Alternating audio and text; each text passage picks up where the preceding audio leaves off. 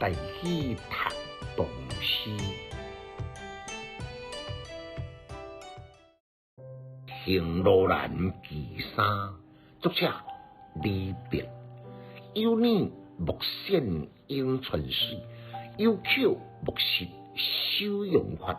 寒光浑色贵无名，何用高歌比魂乐？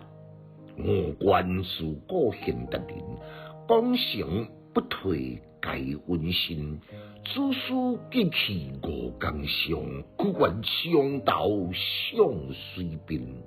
略记雄才起自保，李氏世家可不足。华亭何里几可闻？雄才聪英何足道？君不见吴中张寒清德声，秋风忽烈江东行。起落生前一拜手，何须身后千载名？感慨。这首呢，应讲是诗集照用典故，上最其中一首。每2年4句都用一个典故。头前2年呢，用上古的尧帝时代苦游不愿出世，所以不识颍川之水。得以宿济兄弟2个人，痛恶纣王不敬，所以退隐守阳山。后来呢，听讲周武王伐纣成功，为了唔吃周朝米，所以饿死伫守阳山。书中伫反问讲：人一定都要做到这么清高吗？3是2年，佮再用伍子胥起楚斗吴，伫吴国呢建立不朽的功业。最后呢，也是被吴王逼到无用心之地，伫痛心斥军的家己挖出家己2粒目睭，要看吴国内灭亡，叫做鸡眼看东吴，佮再被抛死伫吴国。屈原忧国忧民，忠心积胆，只是人情界地。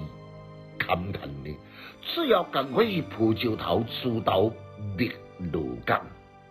5、6、2年，我哋提起了晋朝的律基雄才大陆，广盖万条。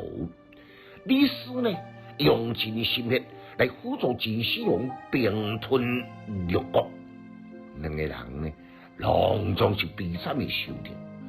临终的时阵呢，连伊生前要达成一点点啊愿望都无法度达成，迄种遗憾可想而知。每年赶快是用典故，但是出人意料之外，竟然是用晋代张邯上帝有名的这2句，请落生前一杯酒，何须身后千载名？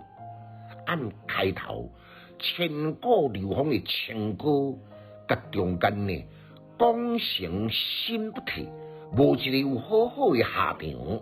到结尾呢，冒出了张邯的名句，岂毋是时下上帝流行讲人都要活在当下。读诗的囡仔白学歹，有气质，有文采，读诗快乐哦。